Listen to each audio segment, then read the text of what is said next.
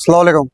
ये फ़लस्तीन के नाम पे हमारे शहर में पिछले कई महीनों से जो है मल्टीपल तरह से जो है ना चंदा जो डोनेशन वसूल किए जा रहे थे, उसके ऊपर जैसा कि पहले हम साबिक़ा दिनों में एफ़आईआर कराए थे और उसके बाद लोगों में काफ़ी सारी तरह से तशवीश पाई जा रही थी कि इसमें क्या हुआ, क्या हुआ और आगे क्या कार्रवाई हो रही।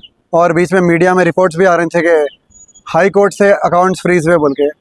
मैं अब तक मीडिया के दरमियान आया नहीं था और कुछ बात नहीं किया था, इस पर स्टेटमेंट नहीं दिया था। मैटर सब जुडिस था, कोर्ट में केस चल रहा था। कुछ क्लैरिफिकेशंस और डिटेल आप लोगों के सामने रखूँगा मैं। पहले तो ये एफ़आईआर होने के बाद में हाई कोर्ट से पैसे फ्रीज़ नहीं हुए। ये ईमानदार पुलिस ऑफिसर, मैं मुबारकबाद दूंगा, शुक्रगुजार हूँ डिटेक्टिव इंस्पेक्टर आनंद कुमार का। आज के दौर में भी पुलिस महकमे में ये ईमानदार लोग मौजूद हैं जो ईमानदारी पे चलते हुए 4 बैंक अकाउंट्स जो है ना कि उसके फ्रीज़ करे थे, जिसमें अबाउट 5 करोड़ चेंज पैसे पाए गए थे और 4 बैंक अकाउंट फ्रीज़ हुए थे। इसके बाद वो लोग हाई कोर्ट को रुजू हुए, हाई कोर्ट से लोग रिलीफ मांगे कि ये अकाउंट डिफ्रीज़ करना बोल के। मसलसल पिछले अब 3 साढ़े 3 महीने ये केस हाई कोर्ट में चल रहा था। हर हफ्ता जो है ना हीटेड आर्ग्यूमेंट जिसको आप बोलेंगे वो हो रहे थे, हम केस लड़ रहे थे और इसमें फाइनली कल हाई कोर्ट का ऑर्डर आया। इनको किसी भी किस्म की रिलीफ इसमें नहीं मिली और डायरेक्शन दिए गए कि with liberty to approach lower court और द ट्रायल कोर्ट। वो एनी विच वेज उनको ये अवेलेबल थी, ये रेमेडी अवेलेबल थी। तो ये एक काफ़ी टाइम से केस चल रहा था, हाई कोर्ट में हम केस लड़ रहे थे और अब इंशाल्लाह अगले हफ्ते जाके फिर लोअर कोर्ट में केस लड़ेंगे, इसको अपोज करेंगे।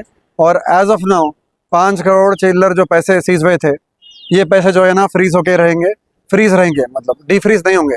ये किसके पैसे थे और किसके ऊपर कंप्लेंट हुई, किसके अकाउंट से इशू हुई?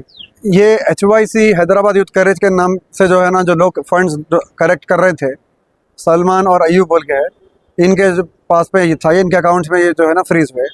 ये आम पब्लिक जो हैदराबाद में रह रहे हैं और ओवरसीज़ हैदराबादीज़ भी मल्टीपल डोनेशंस किए, 10 रुपये से लेके 5 लाख तक लोग डोनेशन किए और जो है ना ये पैसे इनके अकाउंट्स में थे और इसमें कोई किस्म का यूटिलाइजेशन नहीं हुआ था इसमें। ये केस में आप पर्सनल इतना लेके इतना आगे काम करने का, काफी लोग 1 बार 2 बार वीडियो बनाते उसके बाद आते, आपका इसमें जाती मफाद क्या है और किस लिए बना रहे वीडियो? नहीं, इसमें मेरा ज़ाती मफाद कुछ भी नहीं है, किसी के अगेंस्ट कुछ मेरा लेना देना नहीं है, कंसर्न नहीं है, ना किसी के कहने पे ना किसी के अगेंस्ट में मैं काम कर रहा हूँ। मेरे पास ऑफिस में कुछ लोग आए थे और वो लोग बोले कि ये पैसे जो है ना हम डोनेट किए हैं और हमको लग रहा है फ्रॉड है बोल के, लिहाजा हमें कंप्लेन कराए। पहले एफ़आईआर नहीं हुई थी, फिर हाई कोर्ट रुजू हुए थे, हम हाई कोर्ट से जो है ना एफ़आईआर हुई थी। उसके बाद में जैसे मैं बताया कि ऑफिसर, पुलिस ऑफिसर आके जो है ईमानदारी से अकाउंट फ्रीज़ करे।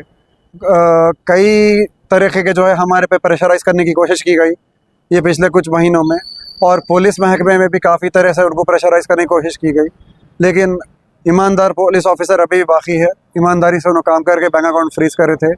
फिर हमारा जो काम था हम कोर्ट में करे और अभी इसमें ऑर्डर आया है हाई कोर्ट में। वो ब्लैकमेलर बोल के उनकी तरफ से वकील कुछ पुकार रहे थे, इसके बारे में आपकी क्या? हाँ, मल्टीपल टाइम्स मेरे पे एलिगेशंस लगा रहे थे, वो लोग बोल रहे थे कि आप ब्लैकमेलर है, आप लॉयर नहीं ब्लैकमेलर है, ये पूरा केस आप जो है ब्लैकमेल करने के वास्ते कर रहे हैं बोल के लगाए थे। जैसे कि मैं बोला, मेरा कुछ कंसर्न नहीं है, किसी से ज़ाती दुश्मनी या कोई कंसर्न, पर्सनल ग्रज कुछ भी नहीं है। एज अ लॉयर मैं काम कर रहा हूँ, ना किसी के कहने पे करा, ना किसी के अगेंस्ट करा। जी, ये ब्लैकमेलर बोलने का इनका मकसद क्या था और किस लिए बोल रहे थे? नहीं, क्योंकि हम ये केस लड़ रहे थे इनके अगेंस्ट में और हमारे कंप्लेन पे ही जो है ना ये एफ़आईआर हुआ था, हाई कोर्ट से हम कराए। फिर उसके बाद हम ये केस परस्यू कर रहे थे, बोल गए केस इतना लंबा चला, 3 साढ़े 3 महीने ये हाई कोर्ट में केस चल रहा था।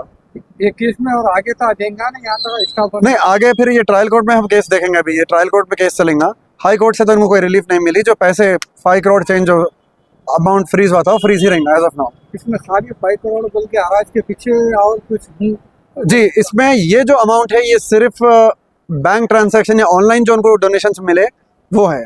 कैश का अभी बाकी है, कैश का भी हिसाब इसका अलग होने का है, वो इंशाल्लाह आगे चल के कोर्ट में हम देखेंगे। नहीं, कोर्ट में वकील साहब जो कल तक पैदल फिरने वाले आज बड़े बड़े 50-50 1-1 करोड़ के कारोबार कर रहे हैं, चंदा का कारोबार करने वाले, ये पैसा देने वाले लोग को कुछ बोलना चाहिए आप? लोग देखे फ़लस्तीन के नाम पे कि इमोशनल हो गए, सेंटिमेंटल वीडियोस देखकर डोनेट कर रहे थे और जो है ना लोग होशियार हो चुके हैं। उम्मीद है कि आगे चल के ऐसा नहीं होगा।